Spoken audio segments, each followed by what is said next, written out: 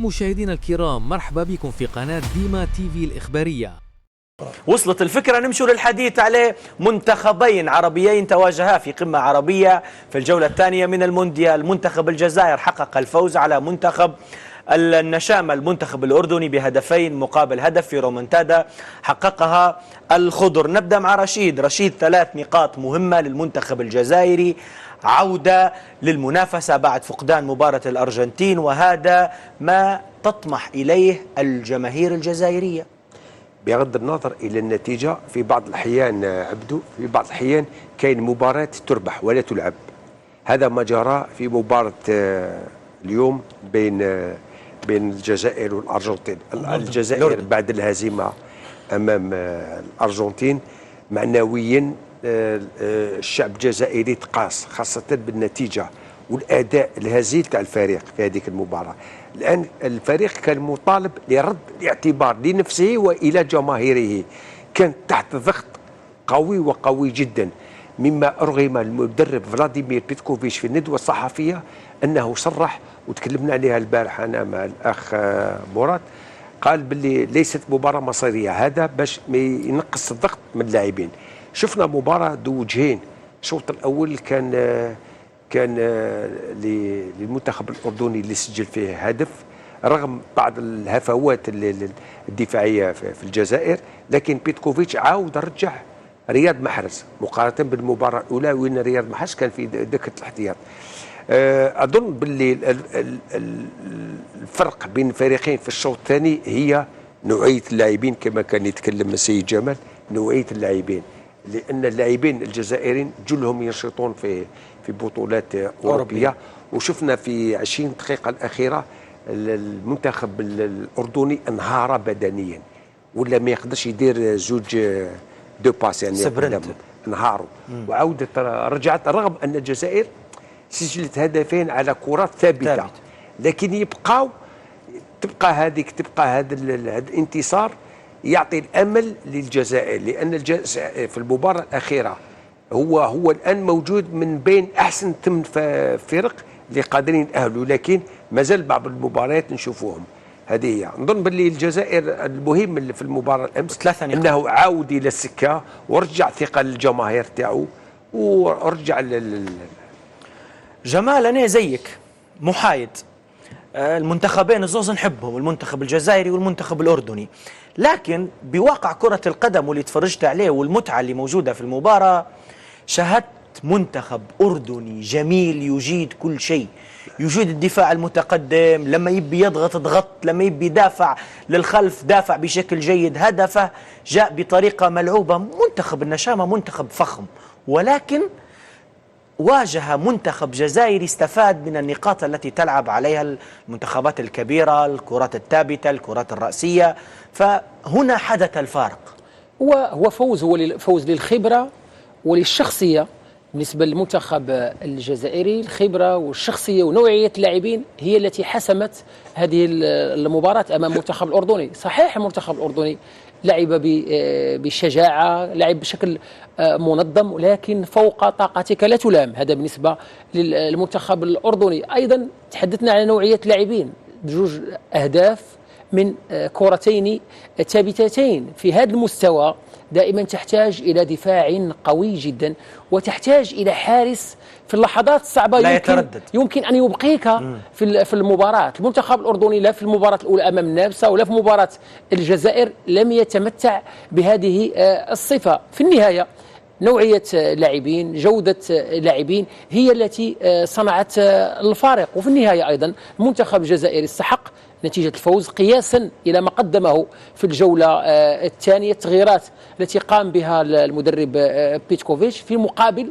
المنتخب الأردني. يعني المنسوب البدني نقص بشكل كبير بالنسبة للمنتخب الأردني، ولكن في كل الأحوال المنتخب الأردني لابد أن يستفيد من هذه المشاركة، لأنها تبقى مشاركة مقبولة جدا، مشرفة جدا بالنسبة للمنتخب الأردني تاريخية. في أول مشاركة يعني سجل هدفين، كان يعني بمستوى مقبول أمام النمسا ومستوى أيضا مقبول أمام المنتخب الجزائري. بكل تأكيد مدربي المنتخبين بيتكوفيتش بالإضافة للسلام يتحدثوا بعد المباراة، فلنتابع.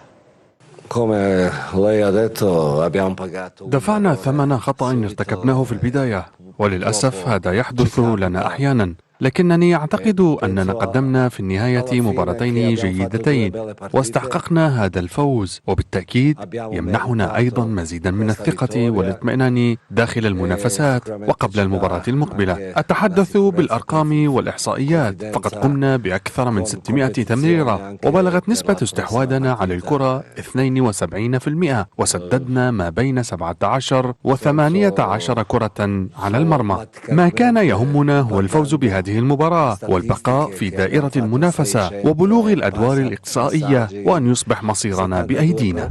على العموم قدمنا مباراة في المستوى، لازم نكونوا فخورين بأداء اللاعبين. كأول تجربة أظن أن المباراة تاع اليوم كنا أفضل من المباراة السابقة، ولعبنا مع منتخب مميز يعني مقارنة بالمنتخب الجزائري. المنتخب الجزائري يعني يتمتع بلاعبين كبار وتلعبوا في دوريات كبيرة، ولكن الفوارق ما ظهرتش بشكل كبير في هذه المباراة، باستثناء يعني الركنيات اللي شكلوا عندنا بها خطورة، وهذا الشيء وارد في كرة القدم. يعني فخور بأداء اللاعبين، والنتيجة يعني مؤسفة بالنسبة لنا، كنا نتمنى الأفضل. عادل، سمعت لي بيتكوفيتش والسلامي الحديث مختلف نوعا ما. بيتكوفيتش كأنه في حيرة، بدأ يتحدث عن الإحصائيات، سددنا عدد كذا، قمنا بعدد ركنيات كذا. هذه الأرقام تجعل المدرب دائما في موقف ضعف، بينما السلامي تحدث أن هي تجربة جيدة، قال الفوارق بيننا وبين الجزائر في مشاركتنا الأولى لم تكن كبيرة.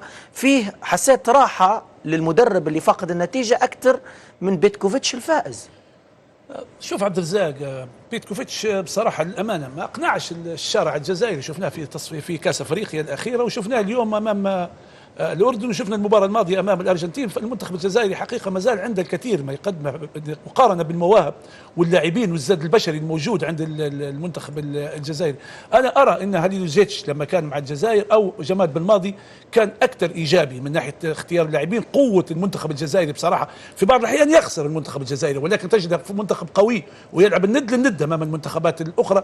اليوم شفنا المنتخب الجزائري لو استثنينا الأرجنتين، يا سيدي الأرجنتين منتخب قوي، ولكن أمام الأردن هي من تسجل الأول، وفي الأخير العامل البدني والكرات الثابتة والأخطاء، وقالها جمال السلامي في خط الدفاع وعدم التركيز، هي من أعطت الأحقية للمنتخب الجزائري. نتكلموا عليه جمال السلامي حقق الإعجاز وليس الإنجاز.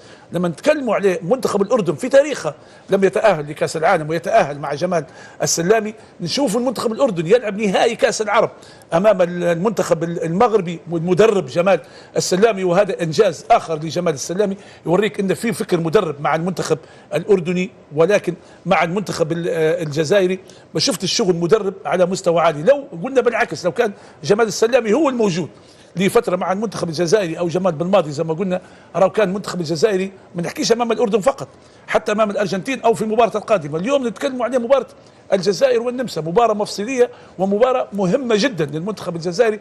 ومع هذا الجماهير الجزائرية تتساءل كيف سيكون أداء وشكل المنتخب الجزائري مع المدرب بيتكوفيتش. سؤال أخير حول هذه المباراة رشيد، أسألك أنت كصحفي جزائري بعد استماعك بطابع صحفي لبيتكوفيتش وتصريحاته عن أمور إحصائية، عن عدد كرات ثابتة، هل هذا مطمئن بالنسبة لك عندما ستواجه النمسا؟ وأيضا مقارنة عادل بيتكوفيتش بجمال بالماضي. لا، أنا أظن باللي بيتكوفيتش تفادى الكلام على المردود الهزيل تاع الفريق. يعني قلتها لك قبيل، يعني لأن الجماهير الجزائرية غاضبة على المردود، خاصة في المباراة الأولى. وما مليون الجماهير الجزائرية قال لك لعبنا مع فريق ليس بفريق كبير، فريق بكل احتراماتنا إلى فريق الأردن ما عندوش تقاليد في كأس العالم، ما عندوش مستوى كبير، فزنا عليه بصعوبة.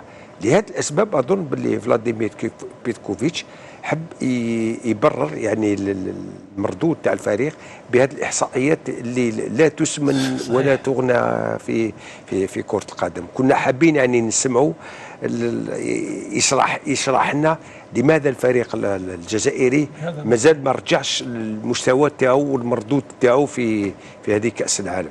ولو أن أتكلم كما قلت لك قال المفيد أننا فزنا وقعدنا في باش نتأهلوا إلى الأدوار في انتظار المباراة القادمة بكل تأكيد. ننهي الحديث على مباريات. رغم لربحة الجزائر الأردن 2-1 في مونديال 2026، المدرب السويسري فلاديمير بيتكوفيتش اتلقى موجة كبيرة من الانتقادات من عند الجماهير والإعلام وصفحات السوشيال ميديا. بزاف ناس ما همش مقتنعين بالخيارات تاعو، لا من الناحية الفنية لا التكتيكية، ويشوفوا باللي دايما يغلط في التشكيلة الأساسية والخطة في الشوط الأول، ومن عادي واللي يصلح الإخطاء في الشوط الثاني. حتى وصل الحال ببعض الأنصار يسخروا منه ويقولوا عليه مدرب يخدم نصف دوام. الانتقادات هذه ماشي جديدة، بصح زادت كبرت بعد مقابلة الأردن. الخبراء والجماهير كانوا من قبل يحذروا من طريقة الخدمة تاع بيتكوفيتش، خاصة في تحضير الماتشات واختيار التشكيلة، ويشوفوا باللي كاين فرق كبير بين الأداء في الشوط الأول والثاني. وحتى بعض الأصوات طالبت برحيله بعد نهاية المونديال، رغم أن الفاف جددت له العقد حتى 2028. وسائل الإعلام الجزائرية هاجمته بزاف بسبب الخيارات اللي دارها ضد الأردن، وعودة فتحة نفس الملف، الأخطاء في البداية ثم محاولة الإنقاذ في الشوط الثاني. كما كاين محللين قالوا باللي بيتكوفيتش فشل في عدة مقابلات قوية، كما ضد غينيا في التصفيات وضد نيجيريا في كأس إفريقيا، وزيد الهزيمة الثقيلة أمام الأرجنتين في المونديال. حتى صفحات الكورة على مواقع التواصل دخلت على الخط وانتقدت طريقة دخوله للمباريات واختيار اللاعبين، معتبرة باللي المنتخب بيبان ضعيف في البداية ومن بعد يولي يفتش على الحلول بعد ما يكون ضيع وقت كبير. بعض الجماهير راحت أبعد من هذا كامل وطالبت الفاف بفسخ العقد تاعه مباشرة بعد المونديال، وكاين اللي تهكم عليه وقال باللي إذا كان يخدم غير شوط واحد لازم يخلصوه غير على نصف دوام. ورغم هذه الانتقادات كامل، الأرقام تاع بيتكوفيتش تبقى إيجابية نوعا ما. من نهار شد المنتخب في فيفري 2024 قاد الخضر في 31 مقابلة، ربح 23 تعادل في 4 وخسر 4 فقط، وزاد رجع المنتخب للطريق الصحيح بعد فترة صعيبة عاشها مع جمال بالماضي، وين خرج من دور المجموعات في كأس إفريقيا مرتين وما تأهلش لمونديال 2022. بينما مع بيتكوفيتش اتأهلت الجزائر لمونديال 2026 ووصلت لربع نهائي كأس إفريقيا 2025.